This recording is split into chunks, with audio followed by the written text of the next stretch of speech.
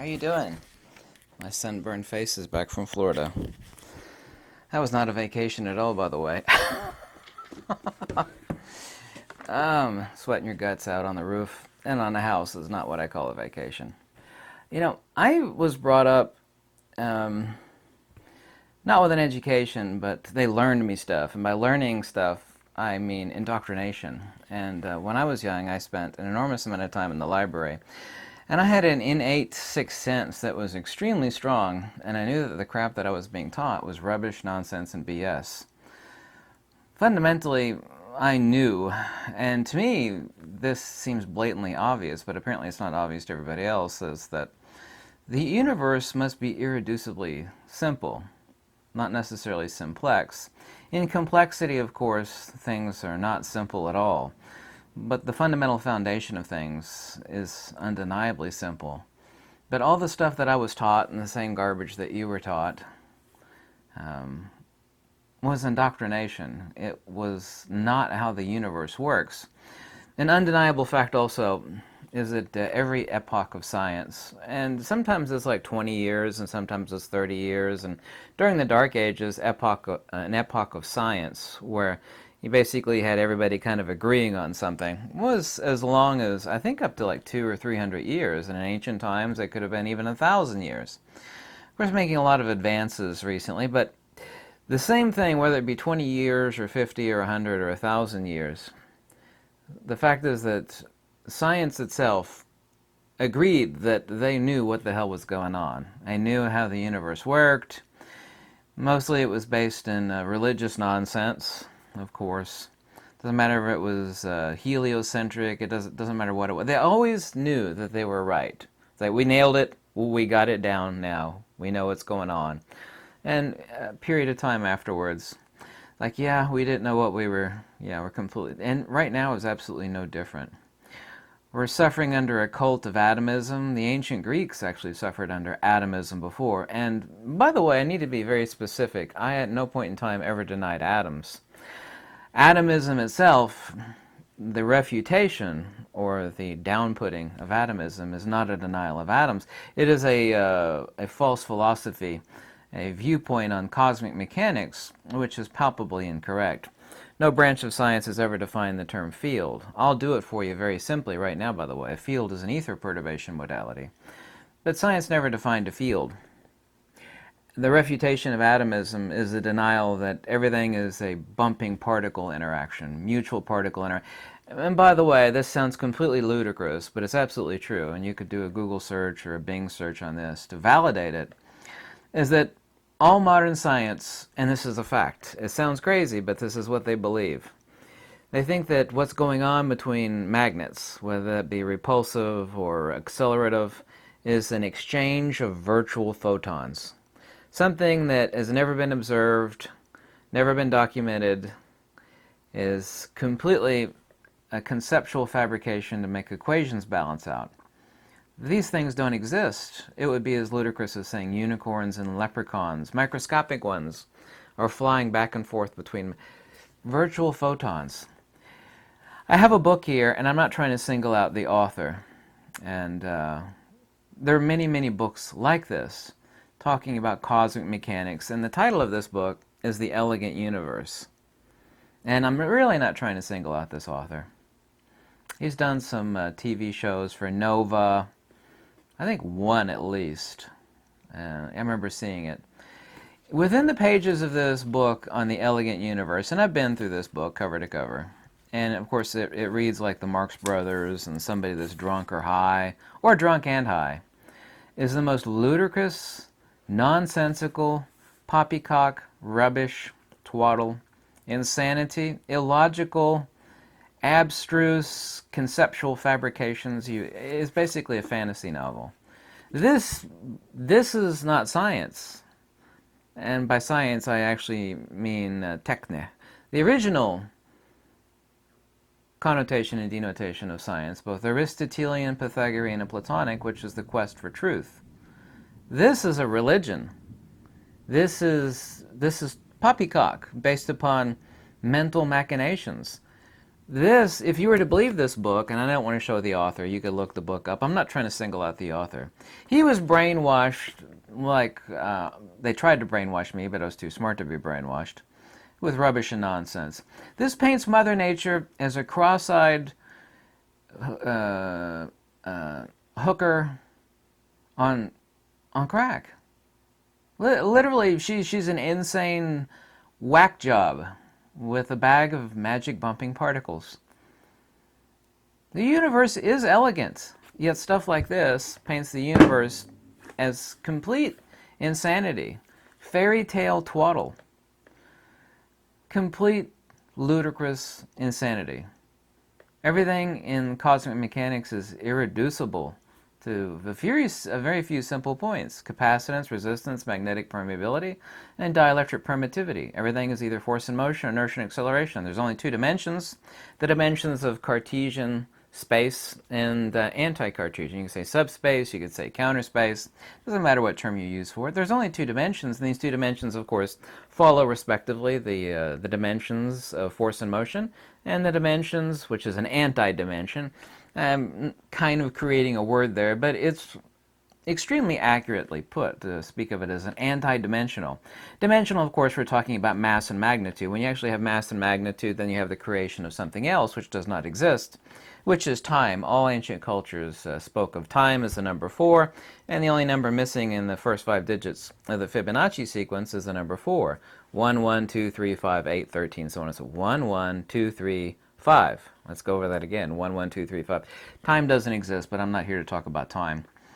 You and I also grew up, watching this science fiction. Well, it's entertaining and amusing to watch. It's just rubbish talking about bending space-time. Space-time. Well, space has no properties. The reason why Nikola Tesla called Einstein a fuzzy-haired crackpot is because Einstein and the psychopathic lunatics of his ilk in quantum tried to reify space as having properties. And space has no properties. It has attributes, just like a shadow, but a shadow has no properties, because a shadow is not a thing. A shadow is an absence of light. This is called the fallacy of concept reification, and humans, of course, are extremely guilty of this on countless fronts. It's also the reason and basis, as per the consciousness and the human being, the ontos of man, or beings, is that we actually reify beliefs as who we are. We think we are our beliefs, and of course people attack insane beliefs, and since people think that they are their beliefs, then this is the basis for 99.9% of war, strife, misery, depression, materialism. Everything that's miserable in the world is due to the fact that people think they are their beliefs, but you're never your beliefs. And beliefs, of course, is a construct of selfhood that we actually have in our heads. Well, I believe this, and I believe this crap, and I believe this other crap, and therefore those beliefs are who I am. But that is not who we are. The irreducible simplicity, I will tell you this, and I hope you're listening closely. The irreducible simplicity of cosmic mechanics and Mother Nature is so beautiful, is so sublime, it's absolutely jaw-dropping and absolutely amazing. It's far and above anything I ever, in my countless years of quest to realize what it was in its foundation. We see all the complexity in nature and things we make, like computers, and countless complexity. Incredibly, but I was never interested in that crap. Like, people are looking at how fancy a house is and how many rooms and the timbers and the plumbing and the wiring. I never cared about any of that crap because I was only interested in the foundation, the absolute substrate, the nature of what the house was built upon. And there has only ever been 2 substrates to cosmic mechanics as far as theory goes. One is based in bumping particles and nihil ex nihilo. You need to look that up, by the way. Nihil ex nihilo. From naught comes naught. Spontaneous autogenesis of, just complete ludicrous. That's a religion, by the way. It's not science, and it's even worse than a belief system. There's only ever been 2 foundations, one built upon the ether, which is hyperlogical and simplex and beautiful and sublime, and the other is built on bumping particles. Also, too, the reification of space and time is being something, but time doesn't exist at all. Time is only a measure of magnitudes. Time in no way exists. It exists conventionally for beings of mass and magnitude, which you are and I am, and so is everybody else, but time ultimately does not exist at all. Mass and magnitude, of course, is a conglomeration of mass, but when you actually have this present, you have time, and then we go down the road of complexity. But the universe is actually elegant. But books like this, and there are many books like this, I'm not trying to single this book out, paints Mother Nature as a crazy, cross-eyed lunatic. It's a cult of bumping particles. Literally, that's what it is, a cult of bumping particles. It's not science. It's not logical. It's not sensible. It's not elegant. One thing it is definitely not, it is not elegant at all. It is completely inelegant. There's a word I haven't actually heard inelegant in a really, really, really long time. It's not elegant, but the universe actually is elegant. It's simple. I could teach a 12-year-old boy or girl, whatever, roughly right around there, how the universe works in its entirety. An adult, it would take like a day. A child, it would take a week.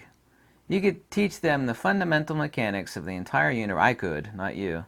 I could teach them the fundamental mechanics of the entire universe in its simplex beauty in a week. Less than a week, really. 5 school days. It's so simple. It's so beautiful. Anybody that actually learned it would never believe in this crap again. You would never believe this stuff because it's completely farcical. This book, and many, many, many like it, is a sick religion. It's a twisted, crazy, sick, it's a belief system religious text. This is nothing other than, and modern science is not science at all. It's science not in connotation or denotation. It's a religion. It's not in quest for truth. It's about in quest for indoctrination and belief, talking about crazy nonsense like charge-carrying particles and virtual photons and the multiverse, infinite dimensions. Every observed phenomena in the universe, be it super huge reflector or Cassegrain telescope or refractor telescope or radio telescope, fits within the simplicity of what I understand about cosmic mechanics. Absolutely everything. Geomagnetic precession of cosmic jets. Everything. There's no branch of science, I have to reiterate, that's ever defined a field. I'll give any of you $1,000, and you're never going to do it, to go find a definition of what a field is. Now, the 4 Maxwellian field equations don't define a field. They talk about a field in terms of a vector with a period of time and a net result, joules, watts, volts, amps, so on and so forth.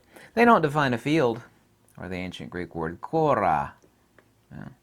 They don't define a field. If you want to really piss off a scientist, especially a PhD one, say, "Excuse me, sir, what's a field?" Oh. Or ask them to define the term energy. There's another term they've never defined. Energy. Everything is fields, and fields are not particles, and there's no branch of science that's ever defined a field. That's extremely profound. That actually tells you where humanity is as far as its understanding of cosmic mechanics. But most importantly, and it's okay not to know, and I've said this many times, it's good not to know, because then if you have a lust for knowledge, you will seek after the answer.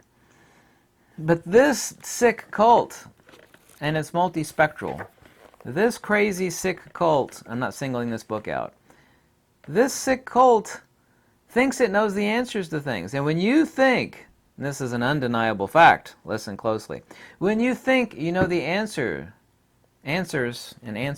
to profound questions, you will never go seeking the answer to that which you think you already know the answer to. Yeah. If you're inside your house, you would never go looking for your house, would you? You're in it, right? Well, there's my house right here. There's the walls, the ceiling.